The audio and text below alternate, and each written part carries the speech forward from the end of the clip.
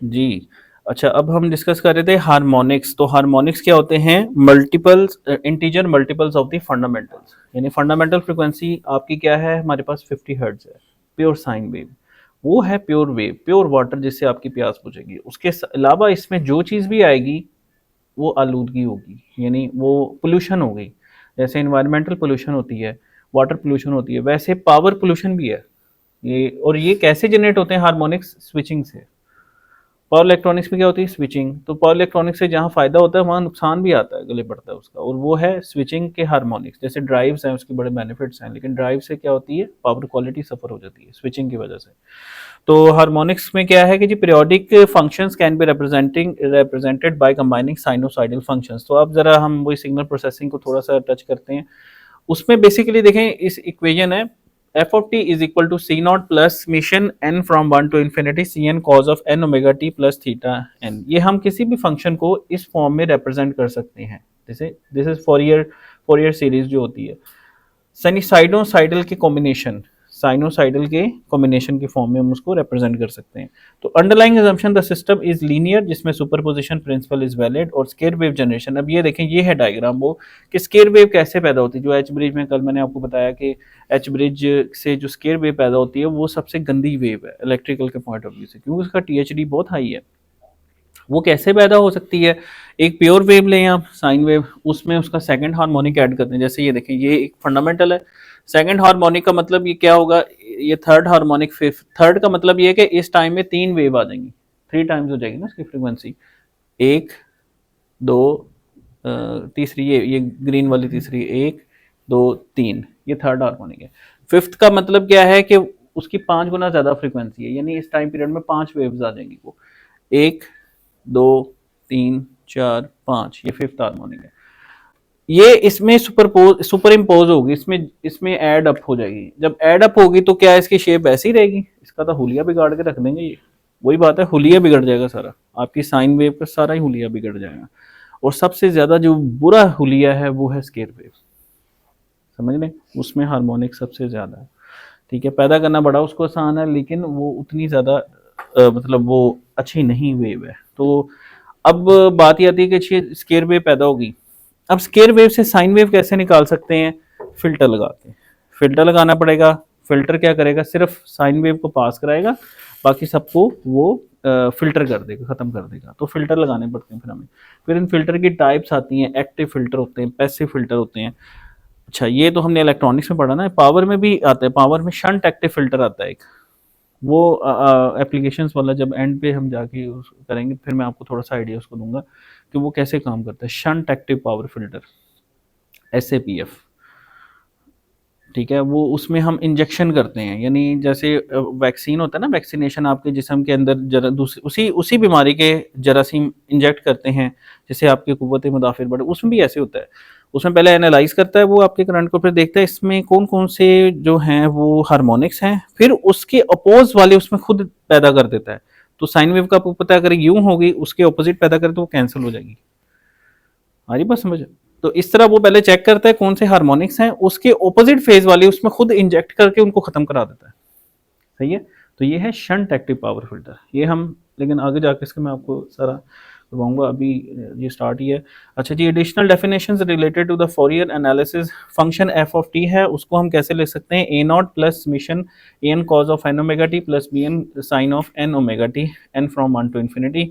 ए naught इसकी DC value है, average value. Average कैसे निकालते हैं? कल भी आपको बताया था, इंटीग्रेट करें और टाइम पीरियड से डिवाइड कर दें। अगर डिस्क्रीट सिस्टम है तो सबको जमा करें, तकसीम करते हैं तादाद के साथ, कल बताया था ना आपको। तो ये एवरेज वैल्यू है ए नॉट 1/t, टाइम पीरियड का है टॉ से टॉ प्लस कैपिटल टी तक, तो F of T into D T.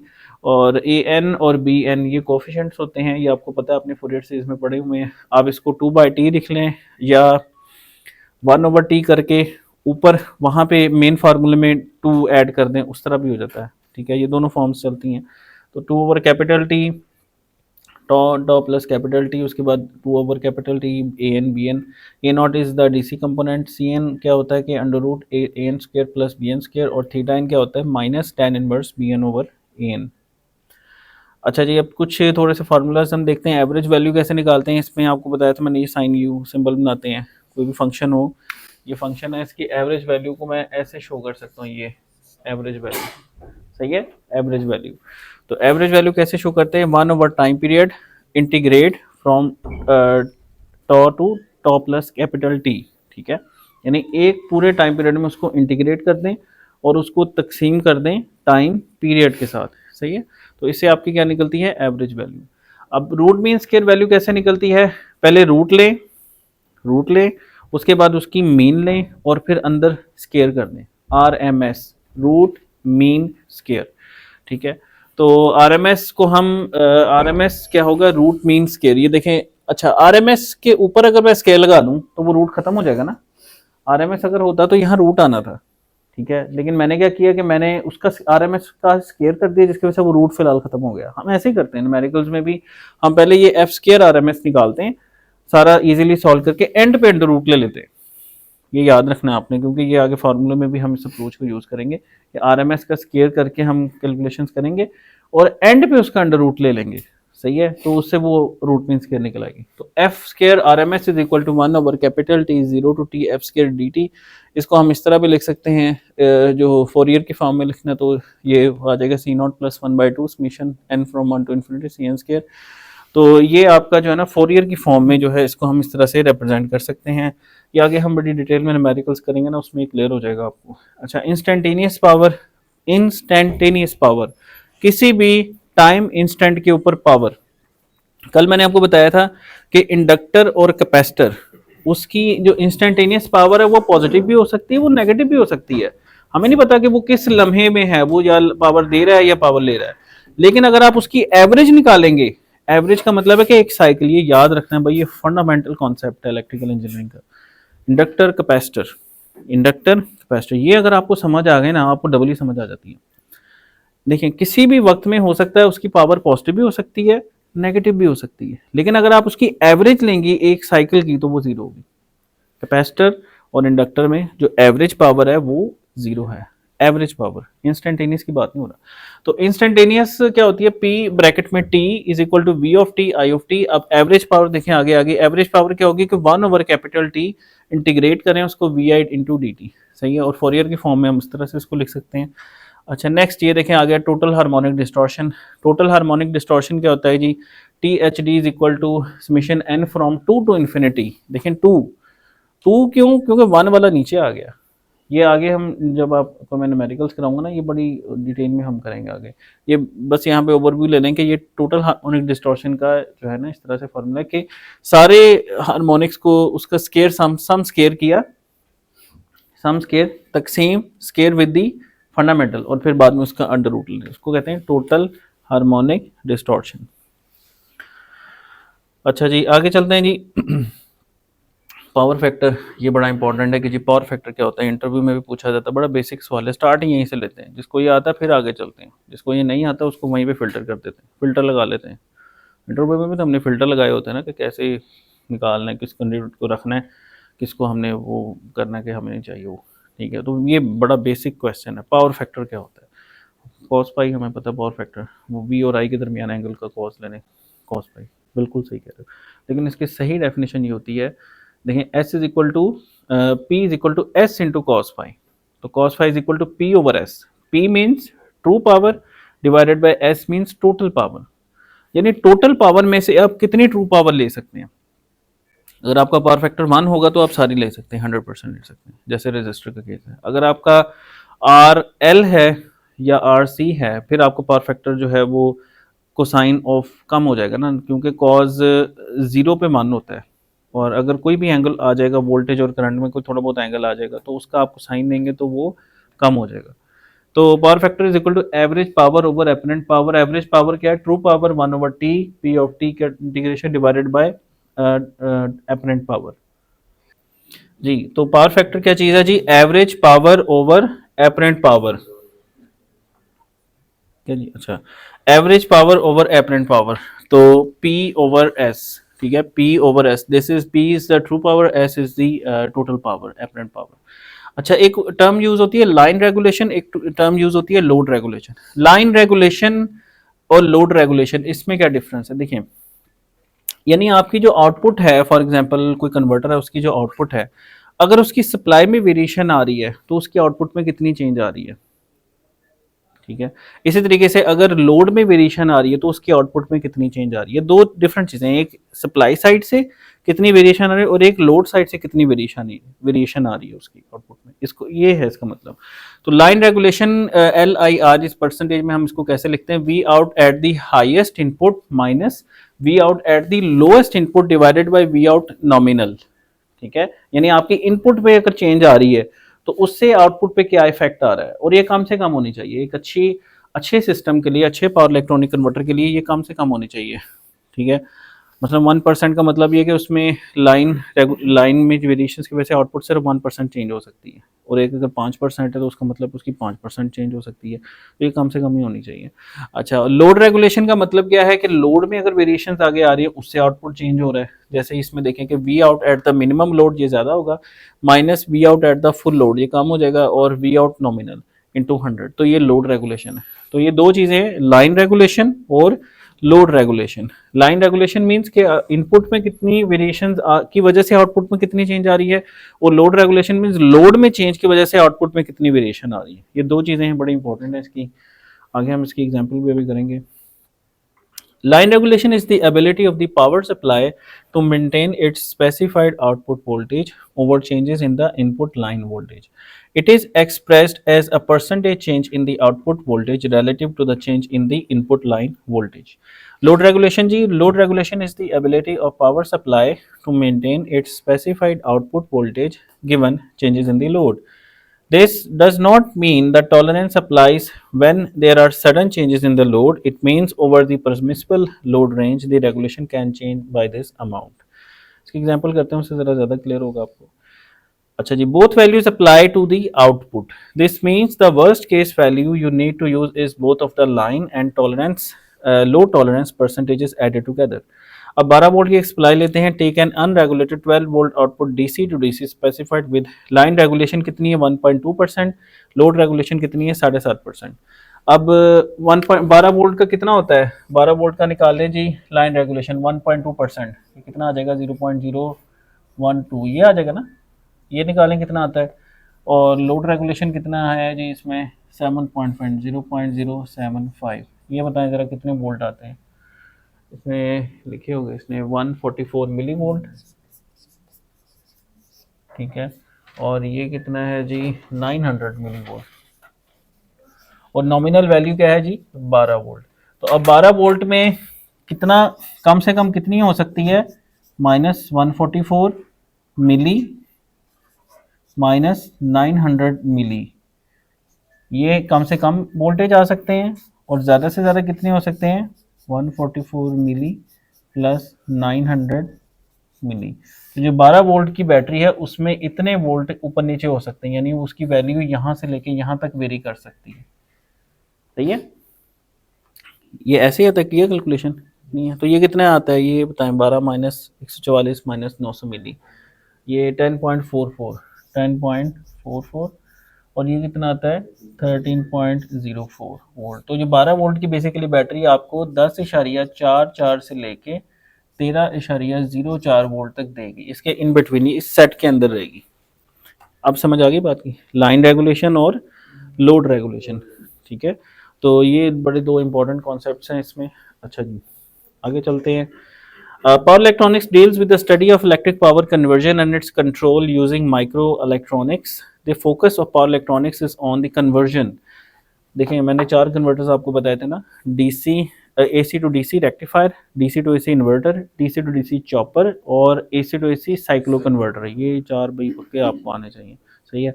4 ही ये CLOs है, और 5वां क्या है, एप्लीकेशन, इसकी अप्लाई कहाँ कहाँ होता है, कल हमने इसको बड़ी डिटेल में डिस्कस किया था।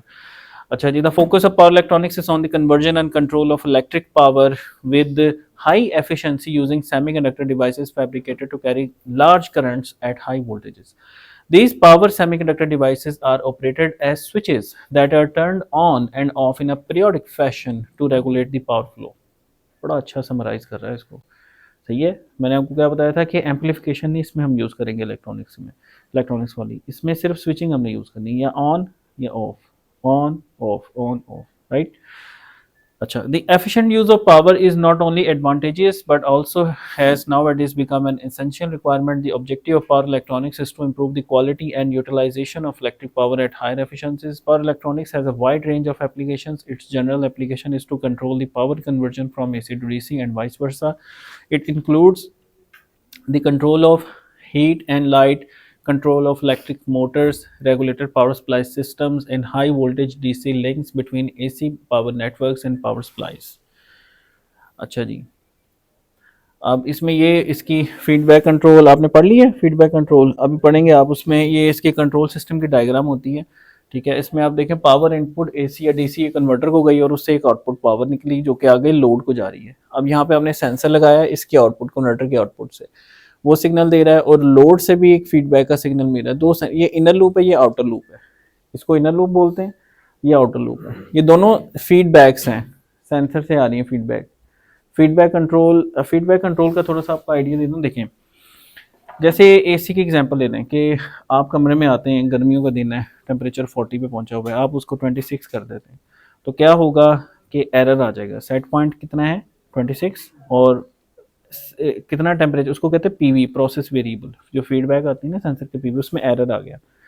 वो एरर फिर जाता है कंट्रोलर को, फिर कंट्रोलर उसके अगेंस्ट एक्शन करता है। अब इस केस में वो मोटर को चलाएगा आगे, इन्वर्टर वाले, या इससे पहले जो होते थे वो कन्वेंशनल होते थे, ऑन ऑफ कंट्रोल होता था।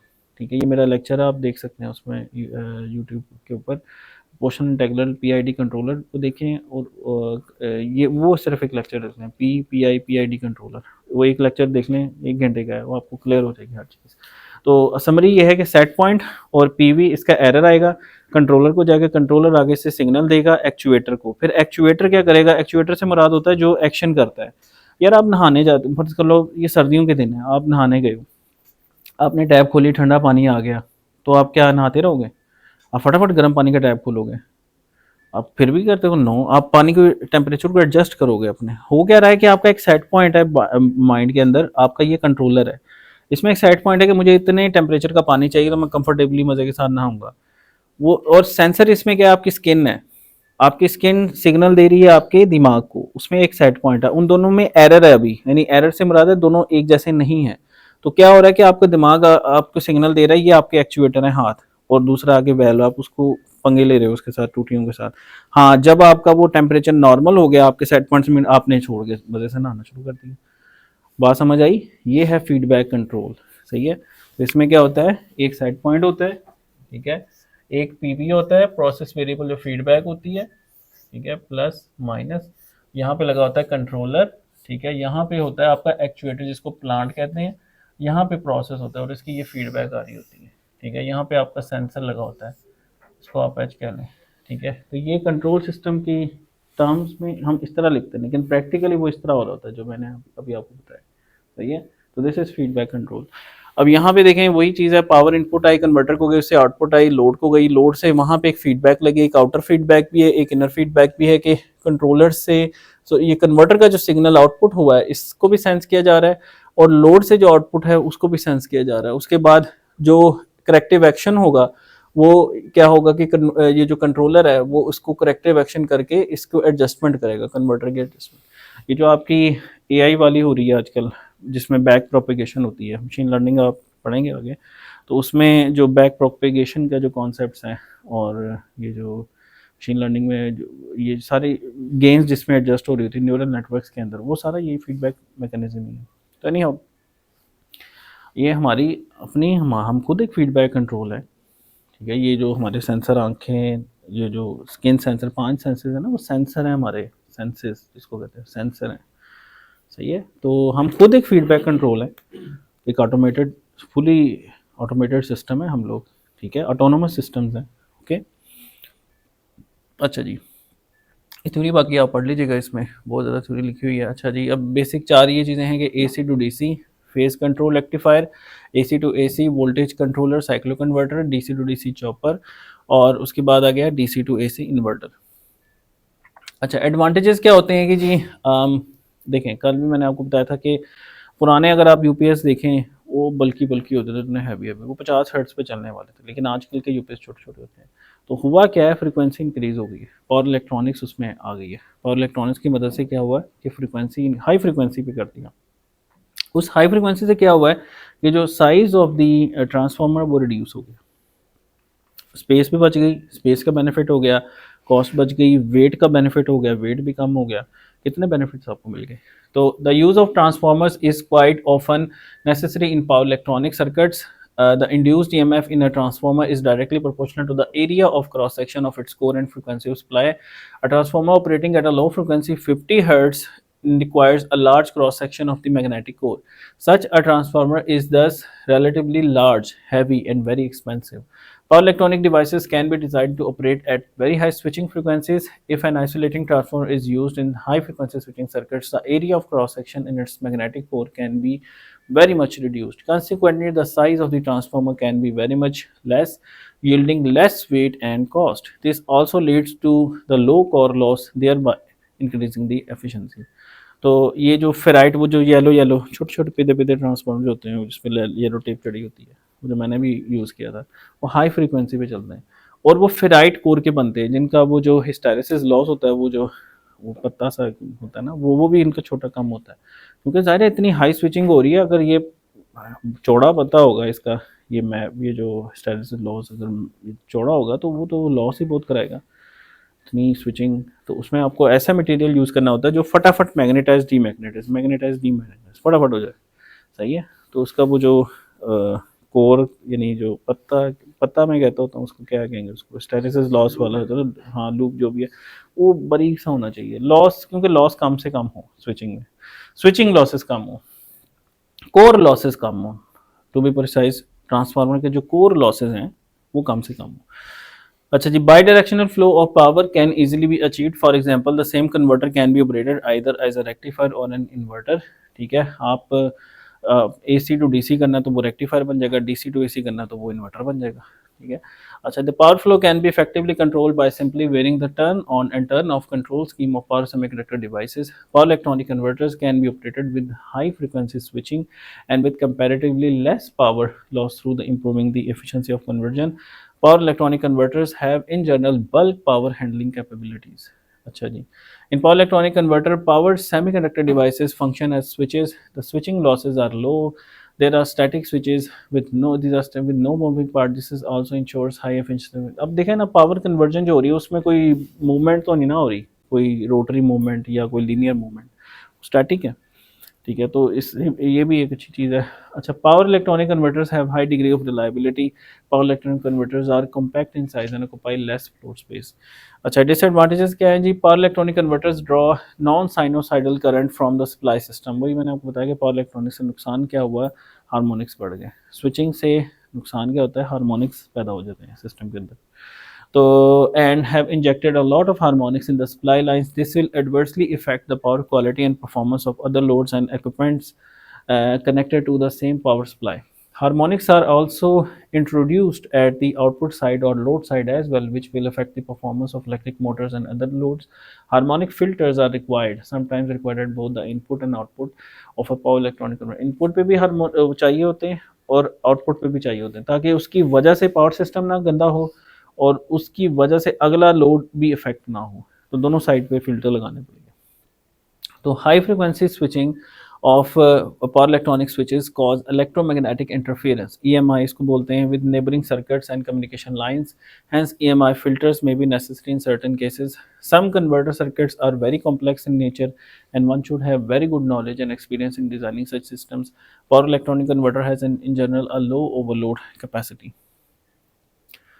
अच्छा जी, उसके बाद power semiconductor switches, there are many power semiconductor devices that can be used as switches for the conversion and control of electric power. इसमें BJTs होते हैं, पावर डायोड्स होते हैं। कल मैंने आपको बताया था ना, ये हम 10 9 10 10 11 आई थिंक टाइप्स नस्लें होंगी जो हम पढ़ेंगे इंशाल्लाह। कुछ हमने पढ़ ली, हमें उसी की यहाँ पे वही चीज़ें हैं। पावर BJTs की तरह, बस ये है कि अब ज़रा हाई करंट के लिए, ठीक है। पावर BJTs हैं, पावर डायोड्स हैं, थायरिस्टर्स हैं, मॉसफेटीज़ हैं, IGBTs हैं, डाइक्स हैं, ट्राइक्स हैं, ये आगे हम पढ़ेंगे। डाइक क्या होता है, ट्राइक क्या होता है। The features of power semiconductor switches are different from an ideal switch that makes and break according. Ideal switch क्या होता है कि या तो ऑन है या तो ऑफ है। ऑन कर देंगे तो उसकी रेजिस्टेंस क्या होगी, जीरो, और उसके क्रॉस वोल्टेज क्या आएंगे, जीरो, शॉर्ट है, जीरो ही होंगे उसके क्रॉस को रेजिस्टेंस नहीं, शॉर्ट है, V equal to I R zero, तो V जीरो, ठीक है। और अगर स्विच ओपन है तो करंट जीरो, और उसके क्रॉस वोल्टेज क्या होंगे, जो सप्लाई मैक्सिमम वोल्टेज आएंगे जो कि सप्लाई के होंगे, ठीक है। ये याद रखना है आपने, वो आइडियल स्विच है। लेकिन ये वाले जो स्विच होते हैं ये प्रैक्टिकल होते हैं, इसमें वो कैरेक्टरिस्टिक उस तरह की नहीं होती, मतलब उससे थोड़ी सी चेंज होती है, प्रैक्टिकल होती हैं। अच्छा जी, ड्यूरिंग द ऑन स्टेट, अच्छा जी, अब आइडियल स्विच की हम पहले बात करेंगे। आइडियल स्विच, ये बड़ा इंपॉर्टेंट क्वेश्चन है एग्जाम के पॉइंट ऑफ व्यू से भी, कि आइडियल स्विच और प्रैक्टिकल स्विच में क्या फ़र्क है। तो आइडियल स्विच में क्या होता है कि जी ऑन स्टेट में forward resistance is zero, voltage drop is zero, it can conduct infinite current through it. Ideal है, ऐसा हो सकता है, ऐसा हो ही नहीं सकता प्रैक्टिकली, लेकिन ये आइडियल है। अच्छा, during off state, off state में क्या होगा जी, इट ऑफर्स इनफाइनाइट रेजिस्टेंस जी। तो अब आइडियल स्विच में क्या है जी, during the on state the forward resistance is zero, voltage drop is zero, it can conduct infinite current. लेकिन ये पॉसिबल नहीं है, आपको भी पता है कि कौन सा ऐसा स्विच है जितना मर्जी करंट गुजारो, ऐसा हो नहीं सकता ना, लिमिट है। अच्छा, during off state it offers infinite resistance, ठीक है। अच्छा जी, there is no current, practically में क्या होगा कि मेगा ओम्स में होती है, इनफाइनाइट नहीं होती, मेगा ओम्स में होती है, ठीक है। और करंट इसमें जो है ऑफ स्टेट के अंदर क्या होगा कि नो करंट थ्रू इट, यानी करंट जीरो। लेकिन प्रैक्टिकली अगर हम देखें तो कुछ लीकेज करंट नैनो एम्पियर्स में हल्का हल्का करंट लीक कर रहा होता है। जैसे आपने डायोड की वी आई करेक्टरिस्टिक अगर देखी हो तो उसमें जो रिवर्स जो होता है, जब वो रिवर्स बायस होता है तो करंट जीरो नहीं होता, नैनो एम्पियर्स में आ रहा होता है, ठीक है। तो it can block infinite voltage, ठीक है। अच्छा, the switch operation from off to on state and back is instantaneous है, पलक झपकने में ये हो गया, जीरो से वन, वन से जीरो, ये आइडियल है भाई, ये रियल नहीं है, ठीक है। तो there is no power dissipation during on state and off state, कोई पावर डिसिपेशन नहीं है, ठीक है भाई। रेजिस्टेंस जीरो होगी तो आई स्क्वायर आर क्या होगा, zero. There is no power distribution during on to off, off to on. लेकिन ये आइडियल स्विच की प्रॉपर्टीज है, प्रैक्टिकल स्विच में लिमिटेशंस आ जाती हैं भाई। अच्छा जी, अब the characteristics of a power semiconductor switches are entirely different from that of an ideal switch. Okay, it has a following, क्या a small forward voltage drop। देखें, जब वो डायोड था, फॉरवर्ड बाइस था, तो वो थोड़ा सा वोल्टेज ड्रॉप मारता था 0.7 का। 12 वोल्ट की बैटरी है ना, तो 0.7 का माइनस होकर आगे 11 आपको कितने मिलते थे, 3 कम मिलते थे। अब आप कहते हैं यार ये कहाँ जा रहे हैं, तो भाई वो डायोड के अंदर जो ड्रॉप हो रहे हैं, वोल्टेज डायोड के अंदर ड्रॉप कर रहे हैं। तो small voltage drop and it conducts, there is finite and safe value of the current and it can conduct, for example 100 milli for example maximum pass कर सकता है एक छोटे से इलेक्ट्रॉनिक्स में से, या एक पावर वाले में से 1 एम्पियर कर सकता है। उसमें जब 2 एम्पियर गुजारोगे आप, वो सट जाएगा, वो बर्न हो जाएगा, खराब हो जाएगा, ठीक है। A small reverse leakage current during turn off state, there is a finite and safe value of the voltage it can withstand while in the off state. Switching on and off is not instantaneous. There are power losses in the switch while in conduction, and during the off state there are power losses in the switch during the transition from on state to off state and vice versa. There are basically two types of power semiconductor devices that act as switches. They are control devices and uncontrolled devices. ये आगे हम अभी करेंगे discuss कि controlled, fully controlled, semi controlled क्या चीज़ें हैं। थोड़ा सा मैंने कल आपको आइडिया दिया था, जैसे डायोड क्या है, सेमी कंट्रोल्ड है, सॉरी डायोड आपका अनकंट्रोल्ड है, एससीआर आपका सेमी कंट्रोल्ड है, उसकी आप फॉरवर्ड को कंट्रोल कर सकते हैं, रिवर्स को नहीं कर सकते। लेकिन जो बीजेटी माउस है फिटिंग वो फुली कंट्रोल्ड है, आप उसको अपनी मर्जी से ऑन भी करा सकते हैं, ऑफ भी करा सकते हैं, ठीक है। तो a semiconductor diode and a die are uncontrolled devices, whereas thyristor, GTO, IGBT, MOSFET, BJT are controlled devices. A control device is one which requires a drive circuit to turn on the device, यानी इसको on करने के लिए आपके पास एक control available हो। अच्छा जी, अब इसमें अब उसको डिटेल में हम जाते हैं कि uncontrolled devices that are turned on and off depending on the polarity of the voltage across it, जिसमें क्या है, डायोड और डाइक, डायोड और डाइक, यानी डायोड में सर्किट पे डिपेंड करता है, यानी अगर उसका एनोड पॉजिटिव हो गया कि थोड़ा नेगेटिव उसने चल जाना है, उसने नहीं देखना, उसने चल जाना है। इसी तरह डाइक है, वो आगे हम डिस्कस करेंगे ये डाइक क्या चीज़ है, ठीक है। ये 2 वे डायोड होता है। अच्छा, सेमी कंट्रोल्ड क्या होते हैं, devices that are turn on conduction by means of some control signal, ठीक है, सेमी कंट्रोल, जिसमें थायरेस्टर आ जाएगा अपना, कि थायरेस्टर में आपके पास एक कंट्रोल की नॉब आ जाएगी, उसका एनोड पॉजिटिव है, कैथोड नेगेटिव है, लेकिन फिर भी नहीं चलेगा, बंद है, जब तक के कंट्रोल सिग्नल पे पल्स ना दो, ट्रिगर ना करो। सही है, तो वो क्या है, सेमी कंट्रोल्ड है। सेमी क्यों कह रहा हूं, क्योंकि ऑन में कंट्रोल कर पा रहे हो, ऑफ में अगर एनोड नेगेटिव हो गया, कैथोड पॉजिटिव, उसने बंद हो जाना है, उस फिर कोई कंट्रोल की नॉब नहीं काम करेगी। समझ रहे हैं बात को? तो इसलिए इसको कहते हैं सेमी, यानी वन वे कंट्रोल, यानी जैसे समझ लें कि वन वे रोड, यानी वन वे कंट्रोल है आपके पास, उसको हम सेमी कंट्रोल कहेंगे। ठीक है, तो devices that are turned into conduction by means of some control signal, the control signal may be ineffective once the devices are turned on। अच्छा, अगर थायरेस्टर चल गया, थायरेस्टर है, उसमें आपने उसको पल्स दे दी है गेट के ऊपर, वो चल गया है, अब वो पल्स बेकार है, अब वो चल गया, अब नहीं आप कुछ कर सकते, अब गई पल्स, अब खत्म, पल्स का काम खत्म, कंट्रोल टर्मिनल खत्म, अब वो चल गया हुआ है, बंद कैसे होगा, वो सर्किट से बंद होगा, जब उसका एनोड पॉजिटिव होगा, एनोड नेगेटिव होगा और कैथोड पॉजिटिव होगा। बात समझ आई? ठीक है, तो ये चीज़ है, तो ये बाकी बड़ी डिटेल में चीज़ें आ रही हैं। The devices can not be turned off by withdrawing the control signal, these are turned off due to the certain supply or load condition, examples are thyristors and triacs. Fully controlled devices that are turned on and off by means of appropriate control signal, जिसमें BJT है, gate turn off है, MOSFET और IGBT, इनको आप on भी कर सकते हो अपनी मर्जी से, ऑफ भी कर सकते हो, ये सर्किट पे डिपेंड नहीं करेंगे, ये कंट्रोल सिग्नल पे डिपेंड करेंगे कि कंट्रोल सिग्नल कैसा दे रहे हो इसको।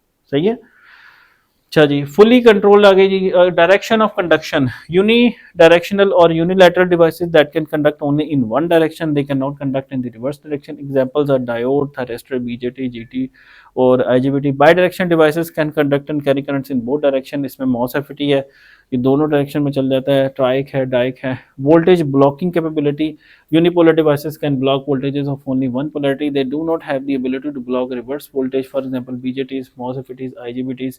Bipolar devices can block voltages of both polarities, examples are thyristors and GTOs।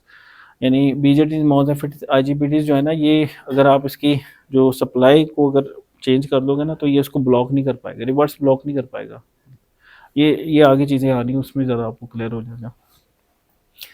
अच्छा जी, a MOSFET operates as a controlled switch with the forward direction and an uncontrolled switch in the reverse direction। देखें, a MOSFET operates as a controlled switch in the forward direction, ठीक है, and uncontrolled switch in the reverse direction, ठीक है, uncontrolled switch in the reverse direction, ठीक है। a trike is a controlled bidirectional switch whereas a dike is an uncontrolled bidirectional switch। a BJT can block a forward whereas, ये आगे हम जाके जब इसकी मजीद हम हर एक को वन बाय वन आगे इसको स्टडी करेंगे नेक्स्ट वीक्स के अंदर, उसमें ये चीज़ें आपको बिल्कुल क्लियर हो जाएंगी, ये क्या बातें कर रहा है कि एक तरफ डायरेक्शन में कर रहा है, दूसरी तरफ में नहीं कर रहा, कंट्रोल्ड, सेमी कंट्रोल्ड, अनकंट्रोल्ड, ठीक है। अच्छा, अब nature of the control signal है, ये भी बड़ा इंपॉर्टेंट है। देखें, जैसे गन है, उसको चलाने के लिए क्या उसको दबा के रखते हो? नो, ट्रिगर, टक, ऐसे पल्स देना, तो उसको कहते हैं एज ट्रिगर डिवाइस भी आप कह सकते हैं, ट्रिगर यानी ट्रिगर पल्स देते हैं। कुछ ऐसे डिवाइस होते हैं जिनको आपको रखने पड़ते हैं वोल्टेज, जैसे 5 वोल्ट अप्लाई करके रखने पड़ते हैं उसमें, ठीक है, तो वो लैच वाले होंगे, यानी वो कंटिन्यूस उसमें आपको सिग्नल देना पड़ता है, ठीक है। हम एक लगवा रहे थे अपने पास, मुझे अच्छी तरह याद है, कूलिंग टावर सिस्टम हम एक लगवा रहे थे, उसमें उसने हमसे पूछा था, शनाइडर से लगवा रहे, शनाइडर वाले ने पूछा था कि सर जो सिग्नल है वो पल्स सिग्नल है या कंटिन्यूस सिग्नल है, ये उसने हमसे पूछा था। ये बात, ये कंट्रोल में चीज़ें यूज़ होती हैं। तो anyhow, nature of control signal, pulse trigger devices are devices that require only a pulse of control voltage to turn them on, to keep them in the on state the control signal is not required to be maintain. Thyristor हो गया, GT हो गया, some devices require continuous control signal to keep them in the on state, these are called level trigger devices. इनको level trigger, वही flip flop और latch वाली, अगर आपको थोड़ा सा याद है तो खैर नहीं हो, ये इनको लेवल ट्रिगर, जिसमें बीजेटीज है। अब बीजेटी का करंट आईबी है, ऐसा तो नहीं है कि आईबी बस एक मरतबा दिया बीजेटी चल गया, आईबी जैसे ही निकाला आपने वो बंद हो जाना है, लेकिन थायरिस्टर में ऐसे नहीं है, थायरिस्टर में जस्ट आपने उसको पल्स देनी है, बस फिर काम खत्म, बाद में हटा लो बोले, समझे ना बात को, तो ये चीज़ है। तो controlling parameter, the steady state operation of power electronic device depends either on the current through it और a voltage across it. A thyristor and a BJT are current control devices, IGBT, MOSFET are voltage control devices because the flow of the current through these devices depends on the voltage of, ये तो आपको पता ही है ना, if the control voltage is 0 or less than the threshold value these devices are turned off। बीजेटीज जो होते हैं वो करंट कंट्रोल होते हैं आईबी से, और जो एफईटीज होते हैं वो वोल्टेज कंट्रोल होते हैं। ठीक है, तो ये वही बेसिक बातें हैं। इलेक्ट्रिकल आइसोलेशन की बात कर रहा है। इलेक्ट्रिकल आइसोलेशन ट्रांसफार्मर से हो सकती है, नहीं इलेक्ट्रिकली आइसोलेट करना। ट्रांसफार्मर में आपने देखा कि एक प्राइमरी कॉइल होती है और एक सेकेंडरी कॉइल होती है ना, और वो आपस में इलेक्ट्रिकली कनेक्टेड नहीं होती, वो मैग्नेटिकली कनेक्टेड होते हैं। सही है। तो a semiconductor switch is turned on by the control signal generated by the control circuit. Once it is turned on, it will continue to conduct even when the control signal is removed. A fully controlled switch is turned on and off by activating the active control. Control circuitry generally depends on the low voltage and low current of the order of the few volts and few milliamperes. अब power electronics में आप high current को control कर रहे हैं, लेकिन जो control कर रहे हैं उसको, वो सर्किट लो वोल्टेज का ही होता है। ठीक है, जिसमें पीएलसी माइक्रो कंट्रोलर्स रिलेज छोटी छोटी वो लगी होती है। तो वो कैसे, उसके लिए फिर आपको ट्रांसफार्मर लगाना पड़ेगा ना, जो कि हाई वोल्टेज को लो वोल्टेज में कन्वर्ट कर दे। सही है। तो उससे फ़ायदा क्या होगा, इलेक्ट्रिकल आइसोलेशन में मिल जाएगी आपकी जो हाई वोल्टेज साइड है, पावर करंट वाली हाई वाली साइड है, उससे लो साइड की आइसोलेशन भी हो जाएगी। तो वो basically control circuit generally operates at a low voltage and low current of the order of few milliamperes and few volts and few milliamperes, but the power device generally carries large currents at high voltages. Hence it is necessary to isolate the control circuit from the power circuit. ये देखिए, it is necessary to isolate control circuit from the power circuit। ये याद रखना आपने कि एक power circuit, यार tab की मिसाल नहीं दी थी आपको, बीजेटी में एक टूटी है, उसमें से पानी भी तो आता है ना, टूटी खोल दोगे पानी आ जाएगा, टूटी बंद कर दो पानी बंद हो जाएगा। अब लेकिन इसमें जो टूटी है वो कंट्रोल सर्किट है, वो पानी पावर सर्किट है। ठीक है, समझिए बात की, पानी पावर सर्किट है, लेकिन जो टूटी जिसे आप कंट्रोल कर रहे हो वाटर फ्लो को, वो कंट्रोल सर्किट है। तो जो कंट्रोल सर्किट है वो लो वोल्टेज का नॉर्मली होता है। तो आपको क्या करना होगा कि आपको एक ट्रांसफार्मर लगाना होगा जो कि आपकी हाई वोल्टेज से लो वोल्टेज जनरेट करके कंट्रोल सर्किट को दे रहा होगा। सही है। तो this is achieved by means of an isolating transformer. उसके लिए ये आइसोलेटिंग ट्रांसफार्मर लगाएंगे। अच्छा जी, in the power electronic converters it is sometimes necessary to isolate the output from the input. This is true in the input supply is AC. If the input supply is grounded, the same will be present at the output. अच्छा, ये transformer use करेंगे isolation के। Switching losses क्या होते हैं, जैसे अभी मैंने बताया आपको कि आइडियल स्विच होता है जो फटाफट 0 से 1 हो जाए, 1 से 0 हो जाए, और उसमें लॉस भी कोई ना हो। ऐसा कैसे हो सकता है भाई, 0 से 1 में होने में भी टाइम लगता है, 1 से 0 होने में भी टाइम लगता है, और इस दौरान लॉसेस भी होते हैं। लॉसेस होंगे, स्विचिंग लॉस होगा और कंडक्शन लॉस होगा। ठीक है, तो स्विचिंग लॉस में क्या देखते हैं, when a power semiconductor device is used as a switch, it is switched on and off in a periodic fashion, this there exist a switching loss in the device. This power loss appears as a heat and increase the temperature of the device. When the device conducts, there exists a forward voltage drop across the device. This forward voltage drop and the drop current produces a power loss in this device. This is the on state power loss। यानी जैसे आपका BJT जब चल रहा है तो उसमें जो आर ऑन होगी रेजिस्टेंस उसकी, उससे क्या होगा, आइस के रार कंडक्शन लॉसेस होंगे। सही है। और जब वो स्विच कर रहा है, ऑन से ऑफ हो रहा है, ऑफ से ऑन हो रहा है, उस दौरान जो लॉस होंगे वो आपके स्विचिंग लॉस होंगे। ठीक है, तो ये दो तरह के लॉसेस होते हैं, कंडक्शन लॉसेज और स्विचिंग लॉसेस। सही है। When the device is off, there exists a leakage current through it. This leakage current may be a forward leakage current or reverse leakage current, and this depends on whether the device blocks the forward voltage or reverse voltage. In both cases, there will be power loss in the device. The off-state power loss is the product of this leakage current and product. Power क्या होगा, P is equal to VI, simple, तो दोनों का product। ठीक है। तो in modern devices, this leakage current is so small that the off-state power loss is negligibly small when compared to the on-state power. The on and off-state power losses are steady-state losses। अच्छा, ये देखें ये diagram. ठीक है, as mentioned earlier the devices can not be turn on and off instantaneously. Semiconductor devices acting as a switches need finite time T on. ये देखें यहाँ पे आपने इसको क्या किया, ये देखें करंट यहाँ पे 0 है, यहाँ भी बंद है। आइडियल क्या होना था, यूं, लेकिन प्रैक्टिकली यूं थोड़ा टाइम लगता है भाई। ठीक है। और इसी तरीके से वोल्टेज पहले क्या थे, उसके क्रॉस मैक्सिमम वोल्टेज थे क्योंकि स्विच ऑफ था। जैसे स्विच ऑन किया, आइडियल में फटाफट 0 हो जाने थे, लेकिन प्रैक्टिकल में ये आहिस्ता आहिस्ता आहिस्ता आहिस्ता ये 0 नहीं हो रही, ये थोड़े से ऊपर ही होंगे, कुछ ना कुछ आएंगे, इसको फॉरवर्ड वोल्टेज ड्रॉप देंगे। सही है। तो अब असल पावर तो ये है, ये वाली पी वी, ये जो आई इंटू वी, ये वाली है असल पावर।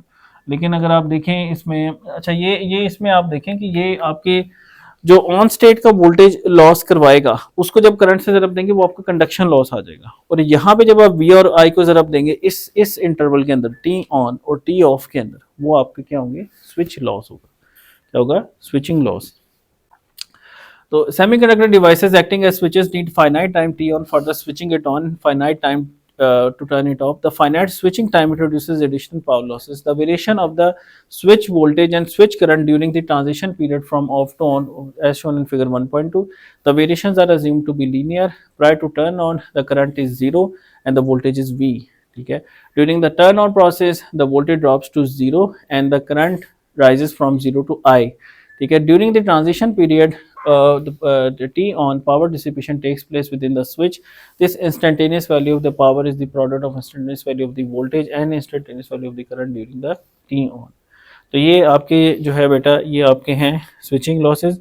और कंडक्शन लॉस क्या होगा कि जो रियल टाइम में उसका जो स्विच का वोल्टेज है, वैसे तो वो ज़ीरो होना चाहिए, स्विच का जो वोल्टेज है उसके क्रॉस ज़ीरो होना चाहिए आइडियल में, क्योंकि वो शॉर्ट है, लेकिन प्रैक्टिकल में शॉर्ट नहीं होगा, थोड़े से वोल्ट दे रहा होगा। उसको आपने करंट से ज़रब देनी है, यानी आई से ज़रब देनी है, तो वो आपका कंडक्शन लॉस निकल आएगा। ठीक है, तो ये चीज़ है कंडक्शन लॉस और स्विचिंग लॉस। तो during turning off, the current drops from I to 0 value and the voltage rises to V. It can be seen in power loss occurs during the turn off and the device as well. Usually ये देखें ये point, T of is larger than T on, यानी of का time normally ज़्यादा होता है, यानी एक डिवाइस जल्दी ऑन हो जाता है लेकिन ऑफ थोड़ी सी देर बाद होता है। और ये भी बड़ा इंपॉर्टेंट है, आपने उतना टाइम देना है सर्किट को कि जिसमें वो ऑफ हो जाए। मसलन आप उसका टी ऑफ टाइम है फॉर एग्जांपल 10 मिली सेकेंड है, आप उसको 8 मिली सेकेंड बाद दोबारा कमांड दे देते हैं ऑन होने की, तो वो ऑफ ही नहीं हुआ होगा, वो प्रॉपरली ऑफ ही नहीं हुआ होगा। सही है, वो ऑफ ही नहीं हुआ, आपने उसको टाइम देना है भाई ऑफ होने का। अब इसको आगे हम जाके करवाऊंगा, रिवर्स रिकवरी टाइम इसको कहते हैं, जैसे रिवर्स रिकवरी में करंट वो आगे आ रही हैं बातें सारी। ठीक है, तो it can be seen that a power loss occurs during the turning of the device as well. Usually T off is larger than T on. Switching losses occur as a result of non-zero current and non-zero voltage during the transition period of the device from on to off. The switching losses can be significant if the device is subject to high frequency. The finite switching times not only produce the power losses but also limit the switching frequencies. तो आज के लिए इतना ही, thank you for listening.